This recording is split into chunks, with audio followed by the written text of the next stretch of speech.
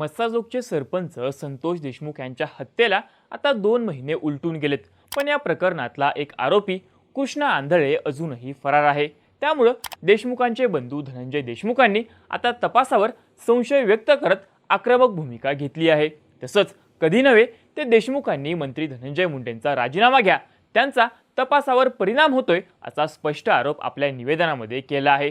एकीकडे हे सगळं होत असतानाच आता देशमुखांच्या हत्येच्या दिवशीचं म्हणजेच 9 डिसेंबर 2024चं एक सीसीटीव्ही फुटेज समोर आलंय। मुख्य म्हणजे हत्येच्या दिवशीच पोलिसांकडून आरोपींचा पाठलाग केला जात होता, पण तरीही आरोपी निसटल्याचं या सीसीटीव्ही फुटेजमध्ये दिसत असल्याचं सांगितलं जातंय। त्यामुळे देशमुखांच्या मारेकऱ्यांना हत्येच्या दिवशीच अटक करता आली असती असा दावा आता केला जातोय। संतोष देशमुखांच्या हत्येच्या दिवशी नक्की काय झालं होतं, सीसीटीव्ही फुटेजमध्ये नक्की काय समोर आलंय, त्यावेळी आरोपी पोलिसांच्या तावडीतून नक्की कसे निसटले, त्याची स्टोरी सांगणारा हा व्हिडिओ। नमस्कार, मी चैतन्य आणि तुम्ही बघताय बोल भिडू। आवादा कंपनीच्या खंडणी प्रकरणावरून झालेल्या वादात संतोष देशमुखांनी हस्तक्षेप केल्यामुळेच देशमुखांची हत्या झाल्याचे आरोप झाले। 9 डिसेंबरला संतोष देशमुख हे आपले मावस भाऊ शिवराज देशमुख यांच्यासोबत कारमधून जात होते। त्यांची गाडी दुपारी 3च्या सुमारास डोणगाव फाट्यावरील टोल नाक्याच्या परिसरात आली। त्यावेळी अचानक MH44Z9333 या नंबरची काळी स्कॉर्पिओ गाडी देशमुखांच्या गाडीसमोर आडवी उभी झाली। स्कॉर्पिओमधून पटापट 6 जण बाहेर आले आणि त्यांच्यातला एकानं देशमुखांच्या गाडीच्या दरवाजाची काच दगडानं फोडली। त्याच दरवाजातून देशमुखांना जबरदस्तीनं बाहेर काढलं आणि काठीनं मारहाण करायला सुरुवात केली। मारहाण करतच ओढत ओढत त्यांना स्कॉर्पिओमध्ये बसवलं। त्यानंतर लगेचच स्कॉर्पिओ भरधाव वेगानं निघून गेली। त्यानंतर देशमुखांना विविध हत्यारांनी बेदम मारहाण करण्यात आली आणि त्यातच देशमुखांचा मृत्यू झाला।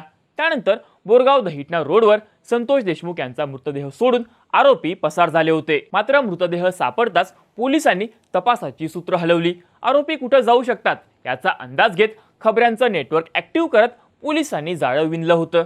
तरीही आरोपींनी पोलिसांना चकवा दिला होता। आता आरोपींनी पोलिसांना कशी हुलकावणी दिली याबाबत सीसीटीव्ही फुटेजमधून सगळं काही समोर आलंय। सरपंच संतोष देशमुखांची हत्या केल्यानंतर आरोपी त्याच काळ्या स्कॉर्पिओतून केजपासून सुमारे 50 ते 55 किलोमीटर तर धाराशिवपासून जवळपास 60 किलोमीटर अंतरावर असलेल्या वाशीमध्ये पोहोचले होते। त्यावेळी संध्याकाळचे 7 वाजले होते। त्याच वाशीमधलं सीसीटीव्ही फुटेज आता पोलिसांच्या हाती लागल्याचं सांगितलं जातंय।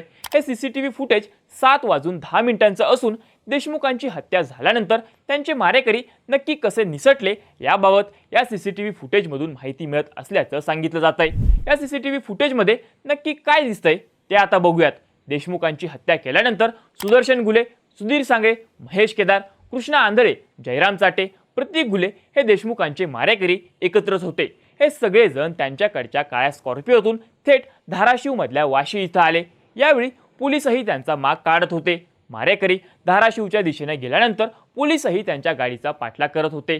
त्यावेळी एका ठिकाणी पोलिसांनी आपली जीप आरोपींच्या स्कॉर्पिओला आडवी लावली, पण स्कॉर्पिओ चालवणाऱ्या आरोपीनं जागेवरच गाडी वळवून गाडी थेट वाशीच्या बाजारपेठेत घातली। तेव्हा पोलिसांनी त्यांचा बाजारपेठेतही पाठलाग सुरू केला। बाजारपेठेतले रस्ते अरुंद होते, त्यामुळे स्कॉर्पिओ फार पुढे जाणार नाही याचा अंदाज आरोपींना आला असावा। त्यावेळी संध्याकाळचे साधारण 7 वाजले होते। ही मुख्य बाजारपेठ असल्यामुळे या बाजारपेठेत तेव्हा मोठी गर्दी होती। तेव्हा मागावर असलेले पोलीस आणि अरुंद रस्त्यांवरील गर्दी पाहून आरोपींनी गाडी बाजारपेठेतल्या पारा चौकातच थांबवली।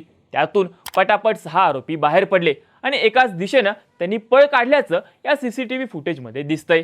त्यानंतरही पोलिसांनी त्यांना शोधण्याचा प्रयत्न केला, पण आरोपी गर्दी आणि अंधाराचा फायदा घेऊन गल्लीबोळातून पसार झाले।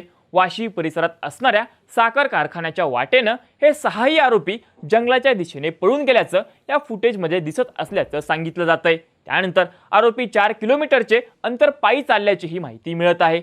आरोपी पसार झाल्यानंतर आरोपींनी बाजारपेठेत सोडलेल्या स्कॉर्पिओचा पोलिसांनी ताबा घेतला। त्या स्कॉर्पिओमध्ये कुणीच नव्हतं, पण त्यात रक्ताचे डाग आढळून आले। त्यानंतर जप्त केलेली स्कॉर्पिओ सुदर्शन घुलेची असल्याचं पोलिसांना समजलं। आता वाशीमधील पारा चौकातील सीसीटीव्ही फुटेज बाहेर आल्यानंतर आरोपी पोलिसांसमोरून पळून गेल्याचा आरोप होऊ लागलाय। याबाबत धनंजय देशमुख म्हणाले की सगळे आरोपी वाशीच्या हद्दीत गाडी सोडून पळाले। आरोपींना पकडण्यासाठी पोलीस त्यांच्या मागावर होते।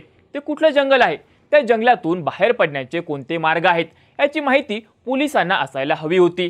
त्या रस्त्यावर पोलीस यंत्रणा असती, प्रत्येक जागेवर एका पोलिसाला रेकी करायला ठेवलं असतं, तर आरोपी वाशीच्या जंगलातून बाहेर गेले नसते. तसंच वेळेवर अॅट्रॉसिटी दाखल केली असती तरी घटना घडली नसती. पण पोलिसांचे हात काळे झाले आहेत, असाही आरोप आता धनंजय देशमुखांकडून केला जातोय. दरम्यान 9 डिसेंबरच्या दुपारी 3 वाजता देशमुखांचं अपहरण झालं. त्यानंतर 5च्या सुमारास त्यांचा मृतदेह आढळला. त्यानंतर पसार झालेले आरोपी सायंकाळी 7ला धाराशिवमधील वाशीमध्ये पोहोचले. त्यामुळं दुपारी 3 ते सायंकाळी 7 या 4 तासांच्या काळात नेमकं काय घडलं आणि आरोपी वाशीपर्यंत कसे पोहोचले याचा तपास पोलीस करत आहेत. वाशीपर्यंत हे 6 आरोपी एकत्रच होते. त्यानंतर ते वेगवेगळ्या ठिकाणी पळून गेल्याची शक्यता आहे. कारण या प्रकरणातील जयराम चाटे, महेश केदार यांना या हत्येनंतर काही दिवसांमध्ये अटक झाली होती. त्यानंतर विष्णू चाटेला अटक करण्यात आली. प्रतीक घुलेला पुण्यातील रांजणगावमधून अटक केली गेली. सुदर्शन घुले आणि सुधीर सांगळेला पुण्यातून ताब्यात घेण्यात आलं. तर 6वा आरोपी कृष्णा आंधळे मात्र अजूनही फरार आहे.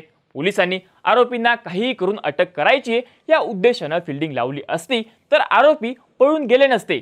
त्यानंतर आरोपींना पकडण्यासाठी लागलेला 26 दिवसांचा वेळ वाचला असता, अशी ही चर्चा हे सीसीटीव्ही फुटेज समोर आल्यानंतर होऊ लागली आहे.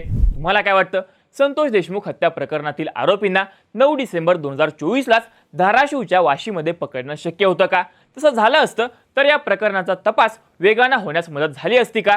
धनंजय देशमुख यांच्याकडून पोलिसांवर होणाऱ्या आरोपांमध्ये तथ्य आहे का? याबद्दलच्या तुमच्या प्रतिक्रिया आम्हाला कमेंट करून नक्की सांगा आणि अशाच माहितीपूर्ण व्हिडिओज बघण्यासाठी बोल भिडूच्या YouTube चॅनलला नक्की सबस्क्राईब करा.